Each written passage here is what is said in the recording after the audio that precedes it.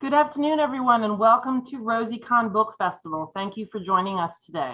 My name is Diane Rogers, and I am the school librarian at Ben Davis Ninth Grade Center here in Indianapolis, Indiana, and I'm the founding member of RosieCon Book Festival. I'm very pleased that you decided to join us today for our festival's fourth author panel of the 2021-2022 school year, and this panel is about murder, mysteries, and horror fiction. RosieCon chooses which books and authors to invite to the festival based upon the titles each year that are on the Elliott Rosewater Indiana High School book list. All authors and illustrators for the 25 titles are invited to participate. For various reasons, mostly scheduling conflicts, it isn't always possible for all invitees to attend. In case you didn't know, the Rosewater list is a recommended reading list of contemporary titles for Indiana teens. The list is renewed and refreshed every school year with new and exciting books and is sponsored by the Indiana Library Federation. Near the end of each school year, teens from across the state vote for their favorite book, and the winning title is given the Rosewater Award. Voting is online and is currently open, so go to rosiebookaward.com, that's ROSIE bookaward.com, and place your vote. Voting is open through the first week of May every school year. Before I give the mic and camera over to the authors and the moderator today, let me take a moment to thank our sponsors for this festival. Money and support has been provided by the Lilly Endowment for the Arts, the Indianapolis Foundation Library Fund, and Wayne Township Schools, the school district that I work for. Without the support of these organizations, RosieCon Book Festival would not be possible, and we are now in its fourth year, which is fantastic. Finally, enough introduction, right? Let's begin our panel. I want to introduce our moderator for today, Raynell Smith. Rain currently works as the school librarian for Whiteling Community High School. Welcome, Rain. It's great to have you with us today. Take it away. Thank you so much. So good to see you, and such an exciting day. Really great panel. So I will start by introducing our three authors today. First, we have Jennifer Donaldson, the author of I Know You Remember. Hi. Hello. How are you? I'm doing great. How are you? I'm well, thank you. Perfect. Next, we have Adrianne. This happens every time you talk. Adrianne Mather, the author of Killing November. Hey there. Yay. How and are don't you? worry, my name is challenging for many, so it's perfectly Speaking fine. is challenging on camera, so. And then finally, we're joined by Gretchen Mcneil, the author of #MurderTrending. I feel like I should include the hashtag. I'm contractually obligated to include the hashtag when I speak of the book. It's not true. And I never remember, so. But it makes it easier to find when you're looking it up if you know it starts. It's always first alphabetically on every list, so. That's true. I see how you were thinking. Yeah. If you're going to run for public office, you need to start your name with a hashtag. Right, and whenever a county or state tries to ban books, mine's always at the top of the list that they post online. That makes sense. So maybe you need a Z title next. Right? No, it's fine. I'm happy to be on those lists. It means I'm doing something right. Indeed. All right. So we're talking about thrillers and mysteries and murder today. So my first question is, what do you think our collective fascination with thrillers and mysteries and specifically murder is as a collective, but specifically for young adults, for teenagers? Why do we just love this so much? Anyone can answer. Well, we sort of touched on this when we were like in our practice session beforehand. So, I think going back to the 1950s when B-horror films became very popular and very profitable, the reason that people, and young people in particular, love to experience 300 pages of horror or 90 minutes of horror on a screen is because they can experience that fear, that like titillating moment, but without actually experiencing it, without having to go out and actually be afraid of something that's going to kill you. I mean, I'm with Gretchen. I think the thrill is definitely a big part. I still remember a book I read in 4th grade that was about a scary doll. And I'm telling you, I still think about it sometimes when I go to sleep. It may never leave me. But so definitely the thrill, but I think also the mystery. I think there's something really fun about something happening that seems out of your control, but then you get to put pieces together and figure out what the answer is and how to solve it. I think that puzzles in general are fun. And so a lot of murder comes with a whodunit. And I think the whodunit part is part of the draw too. That makes complete sense. Yeah. It was The Telltale Heart in 5th grade by me, just so you know. That's a good one. I still think about the heart under the floor. Oh, yeah. I think I just want to add on to that. I think teenagers, young adults are in a sort of peculiar position where they're both protected and not protected in like very different measures, depending on what freedoms they have in their family, what freedoms they have in the world around them. And so there's sort of a fresh awareness of danger when you're that age. There's like, definitely, that was when I became very aware of, like men making inappropriate comments or adults doing things that didn't feel right or whatever. And so I think picking at that a little bit when you're that age, it's like Gretchen said, this is sort of a safe place to do it through fiction and to sort of imagine the worst case and to imagine what you would do to prevent the worst case or how you would solve the problem, like Adriana said. It's a really scary age to be at, or it was for me, just to suddenly like have keys to a car, be able to go, but also have things you don't have access to, have resources that you can't get. I think, yeah, that's a very valid point. I just wanted to remind our viewers who are live with us today, there is a question button where you can submit a question. So feel free to do so. And I will try to work those in as we can. Each of your books have very, very strong female characters, which is widely appreciated. And some of these characters do questionable and unsavory things, especially by society's measure of how young ladies should act. And they break lots of expectations. Why is it important to write women this way? To write female characters in this fashion? And is it really fun to write them? Because it seems like it would be. I mean, look, we write the women we want to see in the world, right? I mean, maybe not doing all of the things that they necessarily do in our books, but I don't want the world populated by women who defer either to their elders, but definitely not to the men in their lives. The world is so much bigger and more important than that. And so showing girls that are forced to confront evil or danger without the assistance of a male love interest or friend or parent necessarily is really important, because we are like, you're going to do that one day. It may not be a serial killer on an island, but someday you're going to face danger and you're going to have to do it on your own, and you're going to have to need to know how to do it. Like my mother made me learn how to change a tire on my car when I was 15. And she's like, don't wait for AAA. You'll be on the side of the road by yourself for 2 hours. And I thought, that's a good point. So the capability aspect of these women, I think, is really important to show that you don't have to be saved all the time. You can save yourself.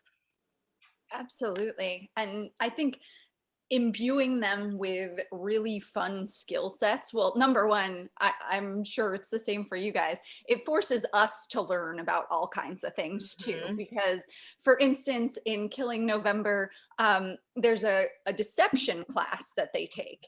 And I don't know very much about deception. Like, how do you tell when someone's lying? How do you read body language? How do you do all these things? So I had to actually take a class online and figure out how to do those things so that I could write it into my book for characters that were arguably smarter than me, which is a whole other issue when you're writing characters that have way more skills and might be smarter. And you're like, I don't know, it hurts my head. But I think one of my favorite characters to write is the unlikable female, honestly, because I think, and usually for me, sometimes it's partly a main character, but usually it's a secondary character, because you can go really far with it in secondary characters. You can write a secondary character that you start out being like, I just don't like you. And by the end, you can be like, I might have been wrong.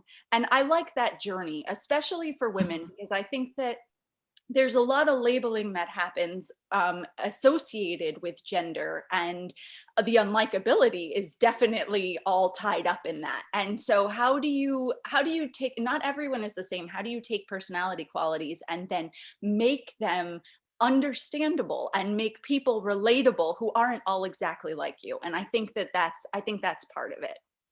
And it's always who gets to decide who's likable and unlikable. By whose standard are we going? Exactly. Yeah. Yeah, I mean, I don't know that I have anything to add to that. I will say, I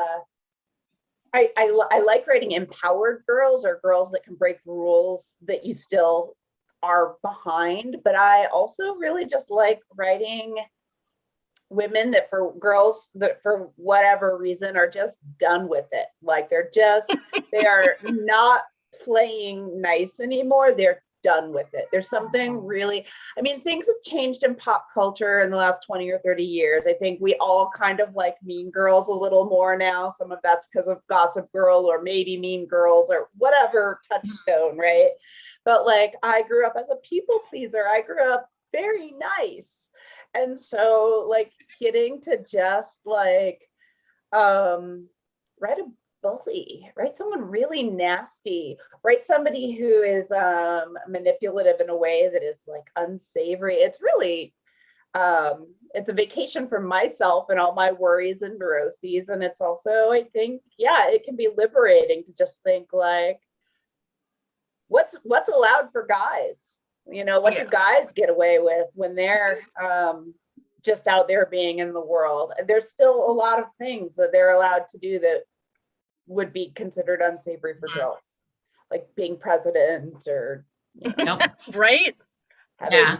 So tied to this idea, and I'll stick with you for a second, Jennifer, and then we'll go through. And shout out to my friend Tara for this question.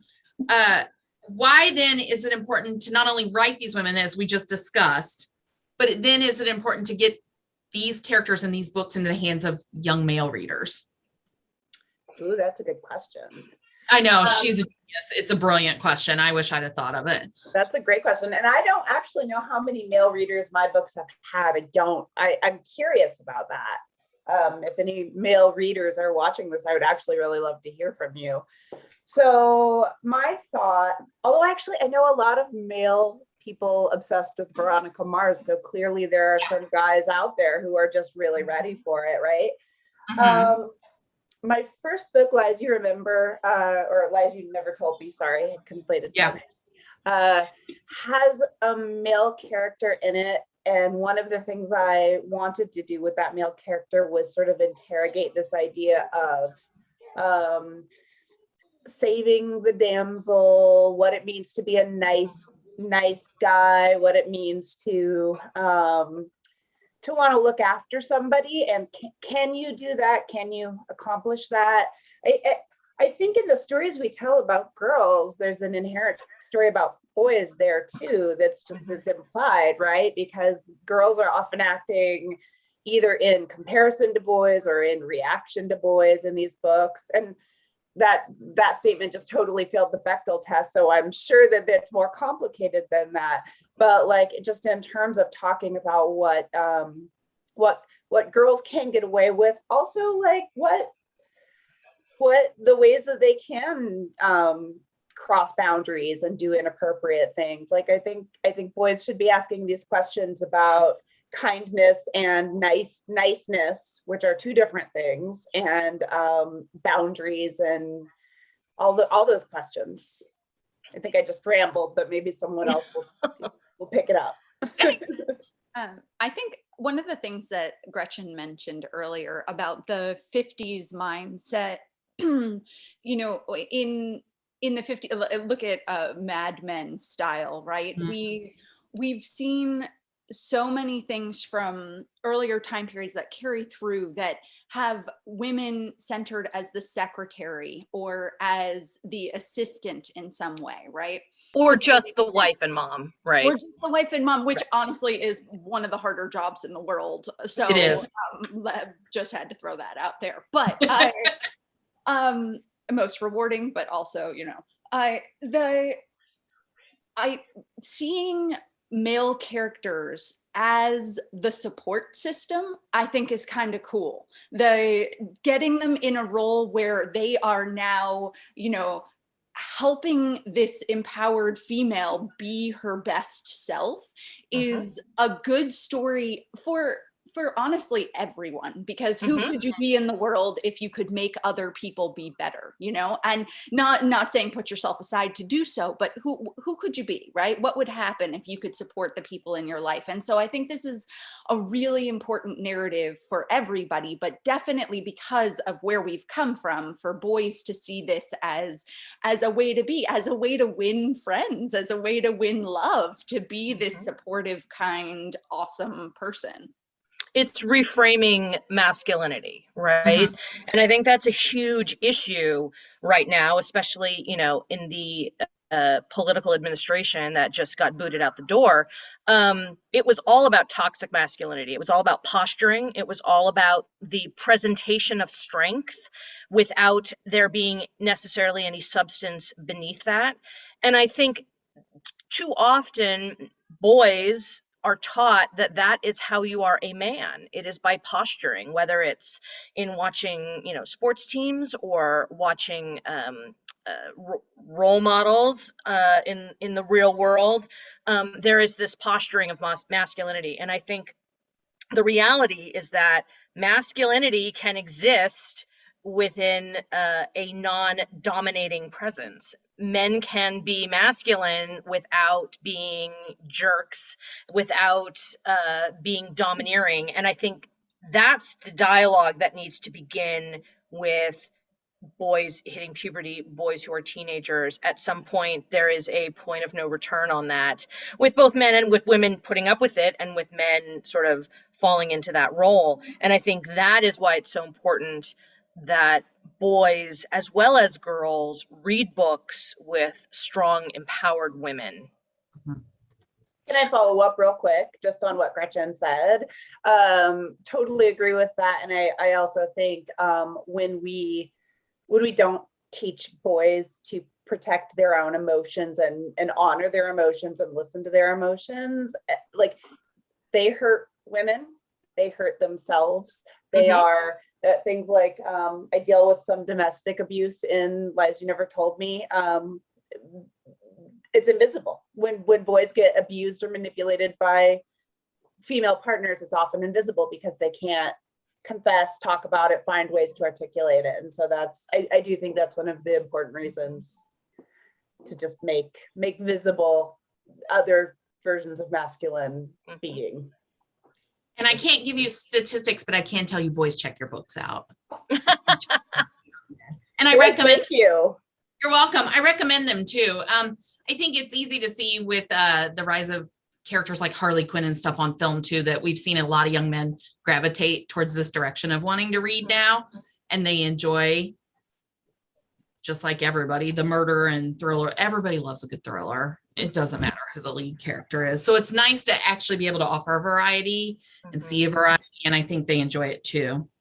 Okay, gonna talk a little bit about, this is I've folded like 60,000 questions into one giant question, and I pre-apologize for that. No pressure, guys. No pressure. So I'm gonna start with the simplest part and hope to build out. Do you know the ending before you start? Yes. Oh, I got 2 affirmatives and 1. Right. You know, vaguely, I know that my main character does X, but honestly, the endings are one of the hardest bits for me. I tend to rewrite them. I'm not happy with them until I've rewritten them like 17 times. So yeah.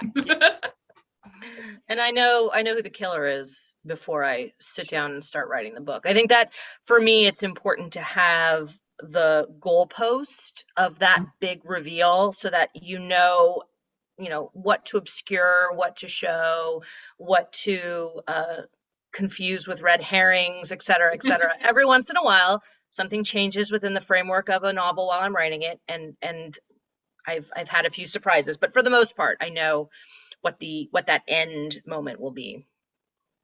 Yeah, I've written a few different genres, and I will say mysteries and thrillers, when you have like a reveal at the end, when you're not just say in the killer's head, and that's, when there is a mystery component, they are the hardest to structure. And if you start moving one thing around, like literally you'll rewrite 75% of a book because of one detail. I mean, it's actually sometimes a nightmare.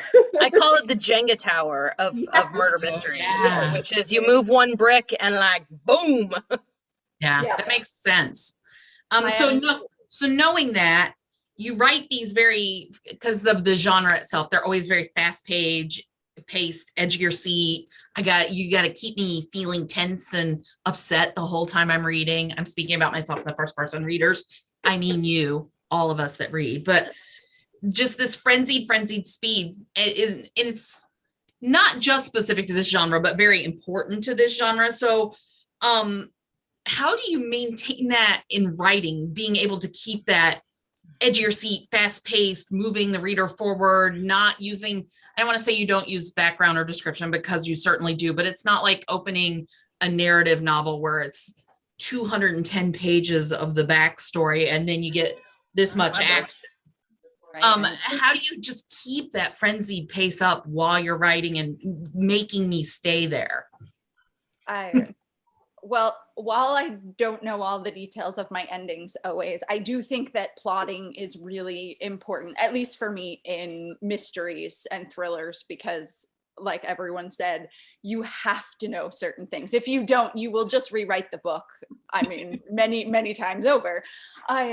But in this particular instance, I actually take the obstacles, whatever the reveals are or the bad things that might happen to my main character, just the big ideas, and then I order them from smallest to biggest. And I mean, this is sort of oversimplifying, but I put them in that order so that I can sort of plot backwards of what I need to reveal at each tense moment or each bad thing that happens, so that I know that you don't have too much information, but you have enough. So when you get there, you feel like, oh yeah, that totally makes sense. But yeah, I actually have to lay out what my big plot points are. Otherwise I won't get to that ending satisfyingly. That's so much work. No. I'll give you, for those of you that are writers or aspiring writers watching this, I will give you an easy way to increase the frenetic pace of a book, which is decrease the timeline. So a book like Murder Trending, or my book 10, which takes place, I think it's 36 hours, it might be 48 hours, I can't remember. Yeah. And Murder Trending is like 3 days. So if you have to push a lot of plot into a short amount of time, it will necessarily increase the pace. So, it's a bit of a gimmick, and not all of my books sort of exist on that short of a timeline. But it is a way to make things sort of start to spin really quickly. I had an acting teacher who used the phrase, put a clock on it. Yes. And that's Ticking clock, yes. That's it. Yeah, put a clock on I was it. getting ready to say, as a former theater teacher, y'all went Yes. to the Aristotle School of Writing. Yes, for sure. When I teach writing, I actually use Stanislavski's fundamental questions about character to explain to writers how you start a book. You take a character and you ask those 5 questions. And Now I want to take your writing class. Right? Yeah, my answer is somewhere between a little bit of Gretchen's and a little bit of Adrianne's, and then also I like to cut a little romance or interpersonal drama or family drama sort of in between. So if I need a dramatic beat, also some of this has to do with having good first and second readers and an editor that takes care of me, because left to my own devices, I might spend those 200 pages on backstory and scene setting. Like, I love that stuff.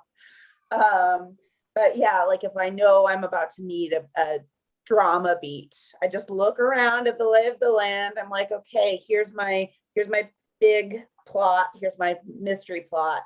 And then also within that, I have maybe a red herring I could exploit.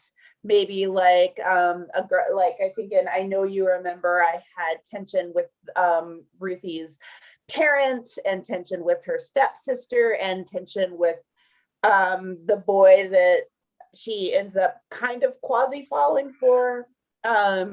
So you have other tools at your disposal to create drama. It doesn't just have to be like the jump scare or the reveal of something. Right. And psychologically, sorry, No, psychologically, Go ahead. action is actually the release of tension, which is a funny, counterintuitive way to think about it. But all of the time that we spend leading up to the thing that might go wrong and then it does is actually where that tenseness comes from, that tension comes from. So strangely, it's the lead up, and the more that you are worried about the thing that might happen, the more tension you have in your story.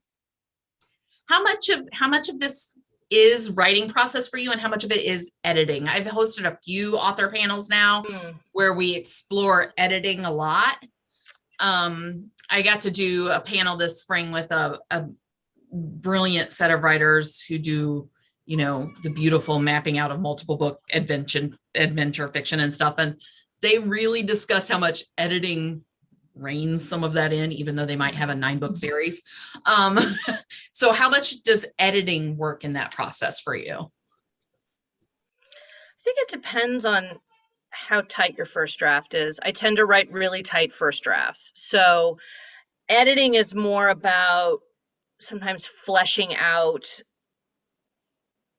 extra characters, secondary plot points, things like that, as opposed to sort of like reining in.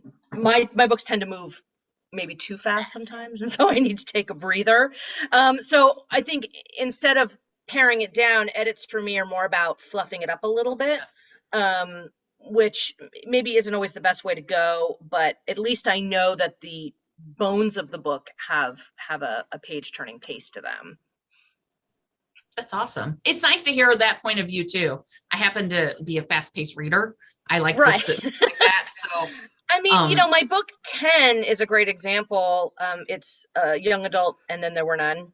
And it's only 66,000 words. I know readers don't know anything about word count, but authors will be like, oh, it's short. Most young adult, non-fantasy young adult novels are going to come in somewhere between 75 and 85,000 words, right? So 66 is short, but it needed to be that short to move that fast. Like you fluff it up too much, and it really took away the tension that I was building. So not all books need to be super long to be as effective. It sort of depends on the style.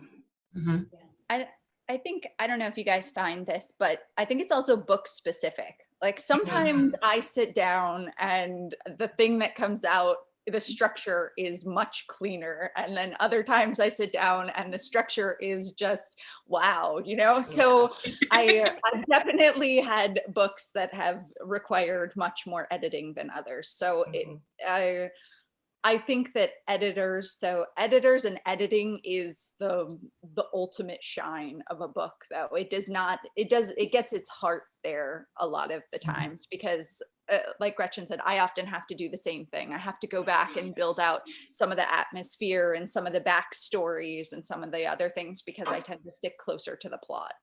That's kind of fun to talk to people in different genres about this idea of editing, though. I hope my students who have watched previous sessions and other author visits we've had and watch this start to see that editing is multiple things to multiple people. It really depends on who the writer is. I love these answers. Thank you. Jennifer. Yeah. When I wrote, it's very book specific for me. Lies You Never Told Me had to be rewritten, had to be virtually gutted and rewritten a few times because the structure just wasn't working. And people who have read it will know there's sort of like a twist at the end that needed to be nested just exactly right for everything to work. And so it just, if it fell apart, it just couldn't flow. It couldn't do anything. It just wasn't going to work.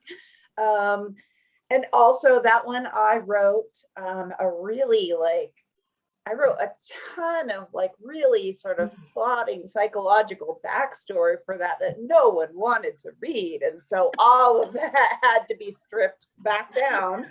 And, I think that is one of my strengths sometimes is having a good psychological grasp on my characters. So it was okay in that case that I wrote it big and then pared it back down. It was definitely not the most efficient method, but sometimes you don't get to be efficient when you're coming up with things. That's just how it is. I know you remember I wrote much more quickly and much more straightforwardly, partly because I knew better what I was doing, partly because it was a little closer to home because it took place in my hometown, Anchorage. And so I had those details. I knew Portland and Austin really well when I wrote Lies, but I know you remember a lot of the teen eye view was much easier for me to access and much easier for me to sort of get down into. So that when I didn't have to do nearly as much plotting backstory for that one. How do you know it's done? I have know a great that answer for this, and it's super short because I get asked this all the time, and it's when I cannot stand reading it one more time, because now you're not bringing anything constructive to it, and and off it goes to somebody else for a while. I'm right there with you. Yeah, it's sort of like eating too much ice cream or something. You're just please take it away. And at this point, yeah, it's I would say that it is time specific too, because the time period that you are working on a book can actually be rather long. The editing process can be rather long. And in that time, you're so focused and you're so singular. But if I reread, and I don't, my books now, I would want to edit them again. Yeah. Oh, so yeah. I stay away from them because I would perpetually be dissatisfied with whatever it was, because a story's never done. I mean, it's just never, it is, but it isn't. And so it goes out into the world somewhere and you say bye-bye and then you let it be itself, right? Yeah, same. My editor says, no. That's when I know. Someone smarter than me says, no more. When you've written multiples that go together, like a series or something, how do you know then where they break or where that ends? Well, hopefully you've done that before you started writing, right? Okay. Hopefully. And I don't do this very often. Most of my books are standalones. The Murder Trending series, the first two books go together, but it's not a direct sequel. And the third book, No Escape, is a prequel. So they don't actually sort of flow as a Harry Potter arc or something. And then Get Even and Get Dirty is a direct sequel. And I did have to sort of plot them out in advance. But I knew where one would end and the next would begin before I ever started writing, or that way lies madness, right? I think it also depends on, like Gretchen is saying, that it depends what kind of a sequel it is, because it's either a direct sequel, like you are literally picking up where you left off and that plot is continuing, or you are sort of doing companion-ish novels where they are complete, but they are the same people in the same world. And so I tend to lean closer to the companion-ish, even in Killing, the second book is a Killing November and Hunting November. That the second book is a direct sequel, but I've still fulfilled the plot for myself, because just as a writer, the way that my brain works, I need that to be complete before I can go to the next thing. Not that and in really long series, I mean, the thought process that would take, my hat is off to people who can write like 10-book series, because wow, it's a lot. That's a lot of planning. Yeah. I feel like I could have done that when I was 15 in a way that I can't do now. And I'm not sure why that is. Like, I think at 15, I was just so ready for like, I don't know. Sorry, I'm just kind of thinking out loud. I just remember like having characters that I had like long-term plans for. Maybe I was just less like aware of my own mortality at that point. I don't know. Like now I'm like, this has got to end sometime. Like, but I definitely, when I was writing as a very young woman, I definitely had like, you know, not quite Sweet Valley Twins level of insanity, but I definitely, I was ready with some characters to go out and like solve mysteries or, you know, fight ghosts or whatever. I wonder. I got an email recently from some readers who about one of my books and says, okay, so what happens after? I'm like, I don't know. There's no sequel. It's a standalone book. I don't know what happens. Like, that's not my concern. My concern is what happens, you know, through the end of the book, and then you're on your own, fictional characters. Yeah, go check out Archive of Our Own, and just, that's all I can tell you. That's interesting, because that's sort of not what I heard from some of the other authors I spoke to in the spring. Yeah. It's fun that you can easily walk away, and then other people are like, I'm still attached. So it's nice to hear. I think it's genre too. I mean, I don't write high fantasy. I don't write big and fantasy is what we were talking about. And so fantasy worlds, you know, I think the Wheel of Time thing that's finally been adapted for Amazon, I think is a great example of this. That series is like 10 books long, 12 books long. I don't even know. He didn't even write, he was dead before they wrote the last ones, I think. So this idea of it being like an utterly immersive experience, you know, is something that a lot of readers and writers want. It is not necessarily something that I want, which is probably why I don't write it. I don't read those types of genres by choice. And so it's probably not what I like to write. I like to get in, tell the story, get out, and then I'm onto a new set. Like my attention span will not allow too much dabbling. It's actually good that there are writers in both camps though, because I like you happen to be a one and done reader. I have the best students, and they're always like, what series have you read lately? And I'm like, because I have a hard time with serial books. I just do. I want to read a book and be done with a book. And that's who I am as a reader, and that's okay. And we talk about that with students all the time. Who you are as a reader grows and changes. What you like to read grows and changes. I went through a nonfiction kick a couple years ago, and all I read was nonfiction. And you know, that happens, and you get back to been reading some devilishly good murder this fall. And so it's interesting that you say that. It's nice that we have writers that do both. I also advocate for a lot shorter books more often. I love short stories, and I like little bitty books, and everything coming out's like a tome lately. Somebody give me a 200-page book. Well, it's a lot of fantasy, you know, a lot of fantasy recently, and those do tend to be longer. Which is not a critique. They're great books too. No, and you know, some contemporary novels, like, you know, Morgan Matson's novels, sure, it's really dense contemporary novels. They are big. So it's not necessarily genre specific, but it does tend to be more, you know, for the heavy genre fiction, that they're longer. that kind of dips our toes sort of strangely in a roundabout way into my next question. Thrillers and mysteries, like lots and lots of genres, have great fan bases. Y'all have great fan bases, but they bring out super strong opinions in people. They just love things or they hate things, and they have no problem telling the world about it. So how do you sort of deal with that praise criticism cycle?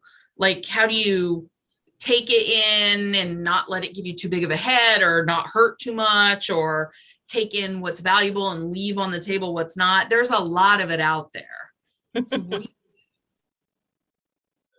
I think it's kind of a reflection of publishing in general, creative professions in general.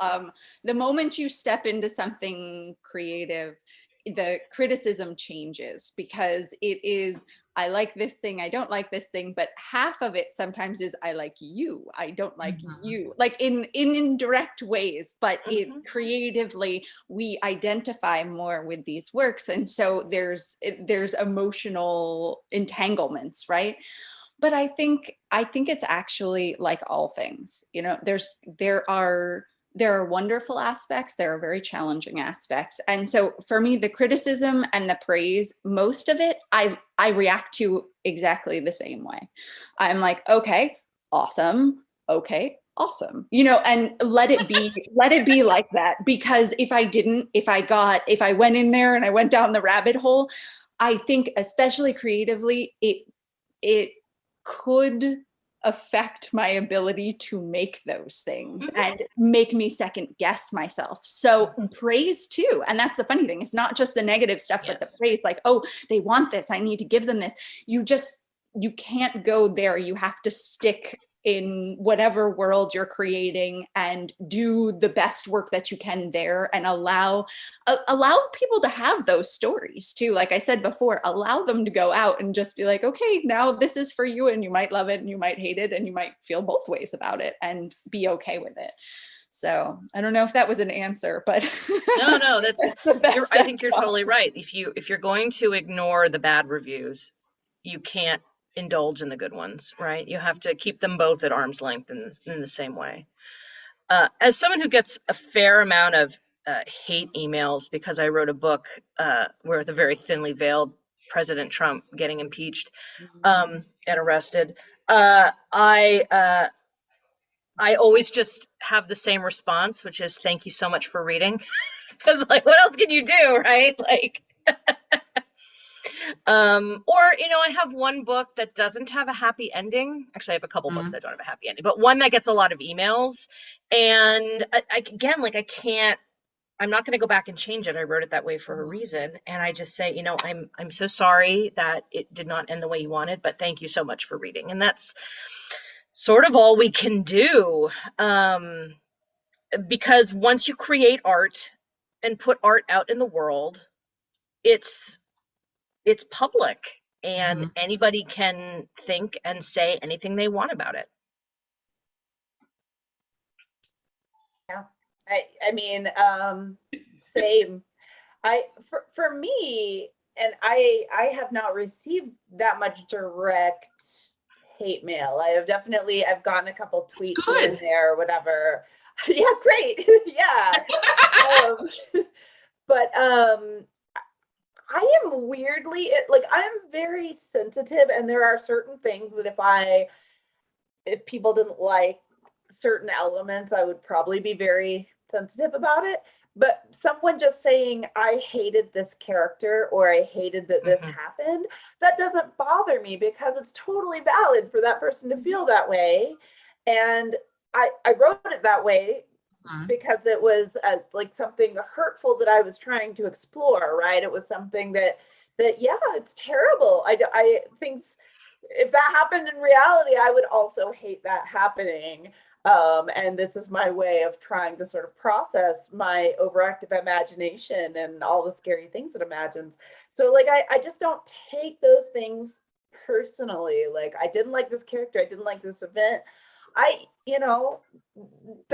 My work might not be for you, and thank you for reading, like Gretchen said. And you know, if they were gonna get on and like critique my, I don't know, if someone from Anchorage read I Know You Remember and like, you know, wanted to tell me something about my experience of Anchorage, I'd probably get very upset. My vision, you know, I'd get much more upset. But just hearing that, like, I didn't like it when that character died. Like, yeah, that was terrible when that happened.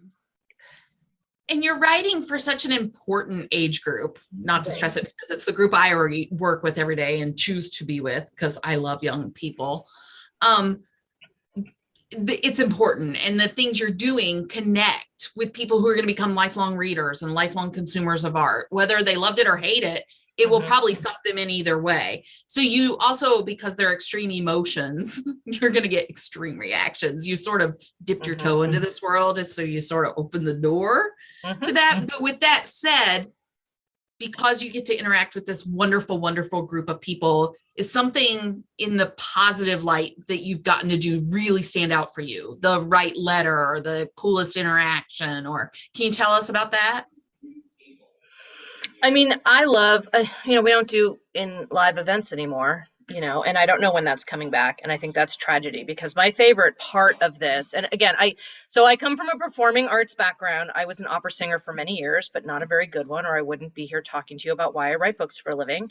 But, you know, I lived most of my life on stage. And so going in front of, you know, school kids, whether it's middle or high school, and talking about my life and my books is like, I love it. It's second nature. But it's those moments of connection that I think we've lost so tragically to the pandemic. There have been many tragic losses of the pandemic, you know, the loss of life obviously being first and foremost, but the personal connections that we have to readers, I think, are lost. And I just did some in-person events. I did San Diego Comic-Con last week down I'm in Los Angeles, so it's an easy drive.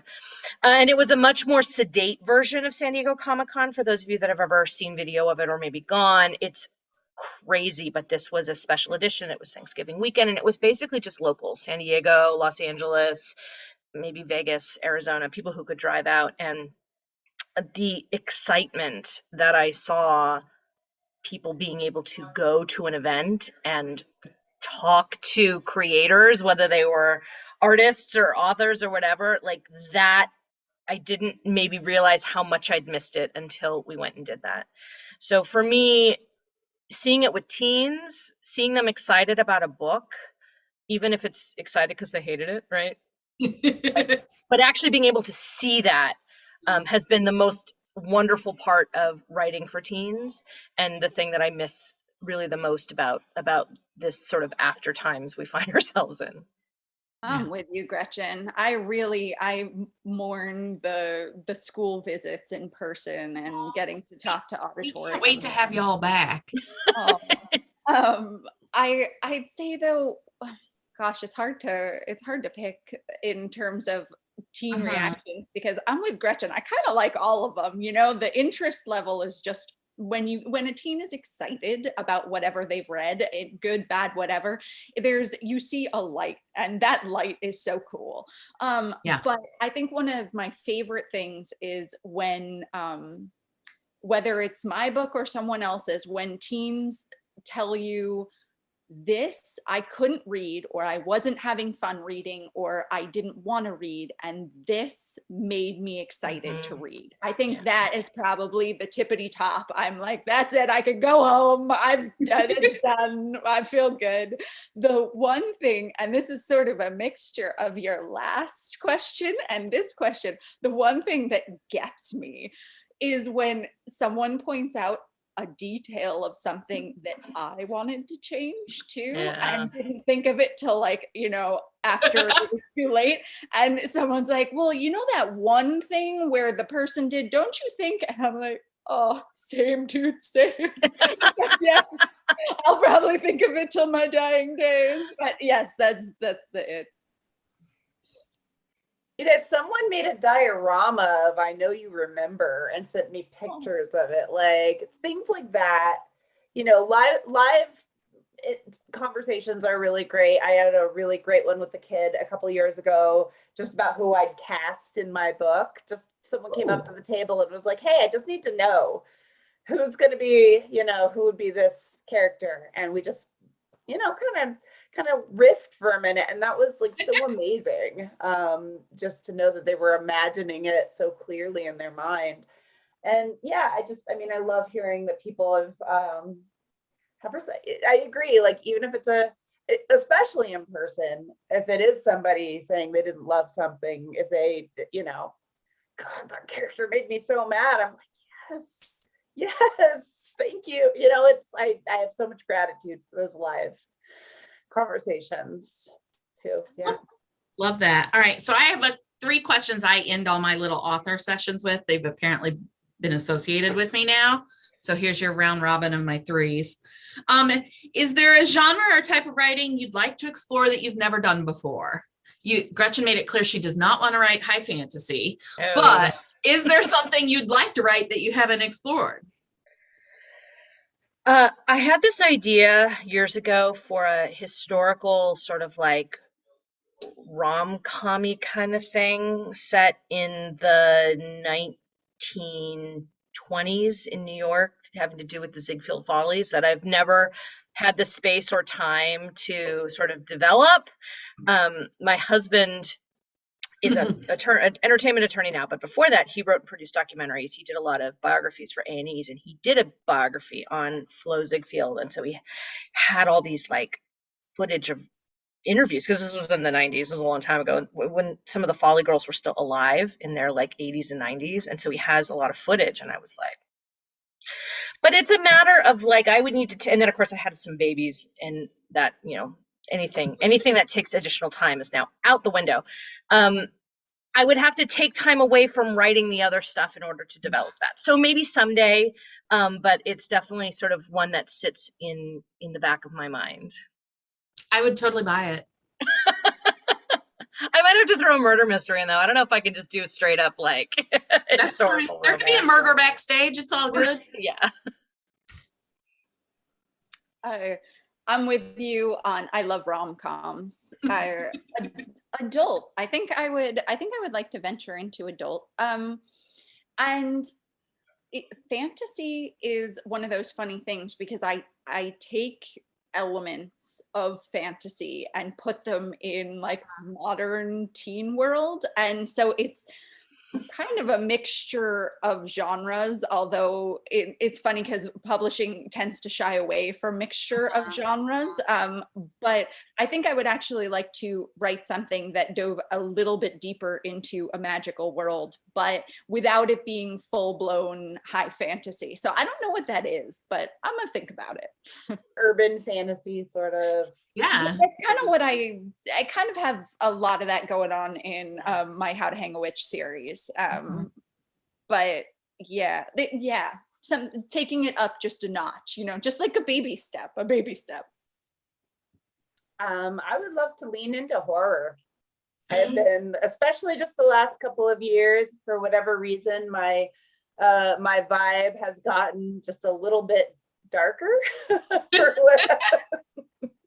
So, and I've experimented with that a little bit, but like, it can be hard in publishing to hop genres just at the best of times. So I don't know if it'll happen, but I would love to. I think it's part of the reason I asked the question, though, because I would really like authors, and more importantly, publishers, to understand great authors can write all over the place, and we need to stop pigeonholing people. I mean, I wish it was that easy, Rain. Like, I've got an adult horror on submission right now. So in publishing terms, that means my agent has sent it out to editors, and it's been sort of knocking around for a couple of months, got a few passes from editors. But like, I mean, I've written a lot of books in this genre for teens. I've had books adapted for Netflix series, for Lifetime original movies, and yet they still don't look at me as essentially like a viable adult horror author. Yeah. It's I feel hard. it in my soul, Gretchen. I know. Here. Yeah. But It's really hard. if you think about publishing past, there's no way anyone would have told Isaac Asimov he couldn't appear in every 100 of the Dewey Decimal System. Like he appears in every place of the shelves. It's kind of weird that we've strayed away from that to kind of peg people in. Plus, I want you to just think about all the other things you could write for me to read, because it's all about me reading, you know. Exciting and new on the horizon. What's coming up that we should be looking for? From us, you mean? Or Nope, just from anyone? from you. Yes, from you. I know All right, well, generally like holidays, but right. My next young adult release comes out March 29th, 2022. It's called Dig Two Graves. It is a queer YA strangers on a train, about two girls that meet at summer camp and sort of joke about exchanging murders of the people who are making their lives miserable. Our main character goes back home, starts school, and finds out that her ex-best friend has been murdered. And then she gets a text from her camp friend saying, okay, your turn. So I had a lot of fun with it. And I have not a sequel, but like a companion that I'm doing edits on now that'll come out in 2023 called 3 Drops of Blood, which is a YA Rear Window. ooh. That's exciting. That means everybody go watch Rear Window if you haven't seen it. Yes, I'm hoping that like I can lure some young people into sort of the Hitchcock rabbit hole, and they can spiral down it and That's a have some great idea. fun murder. Adrianne, what's next for you? Well, I am actually working on another witchy story, but I have imbued it with rom-com elements. So we shall see how this goes. I do not have a title yet, so I would tell you, but I do not know what it is. We'll look forward to seeing it though. Jennifer. Nothing slated for release at this moment. COVID has slowed everything down. I have a chunk of something that's sort of about a cyber stalker, or a cyber stalking gone bad. What's a cyber stalking gone good? I don't know. Anyway, it's set in rural Texas, and it is sort of a revenge-y story also, but we'll see how long it takes for it to manifest.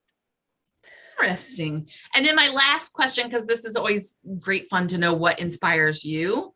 What are you currently reading? What are you reading that you're really enjoying?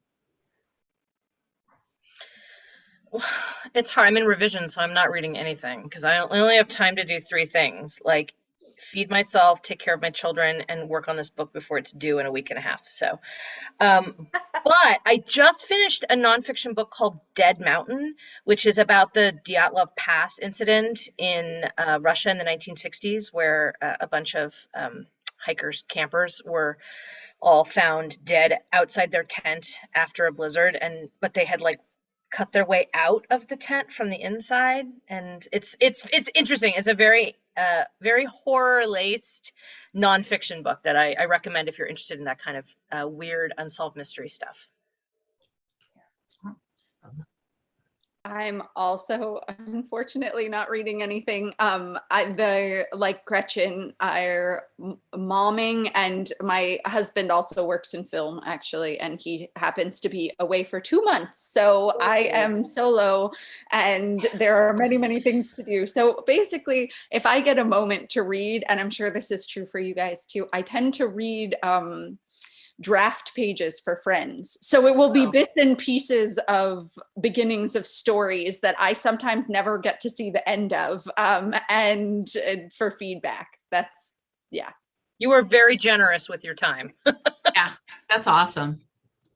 Jennifer, yeah, I've been on a horror jag since October for whatever reason. So I've been reading Stephen Graham Jones, which that book was so good. That book was fantastic. Yeah. All of his books are really good. Well, agreed, but yeah, if you are a fan of horror and horror films, you cannot miss this last book. Yeah, they're all amazing. Yeah. Look, we just did a Stephen Graham Jones shout out. Call us. He's like not watching, but that's funny.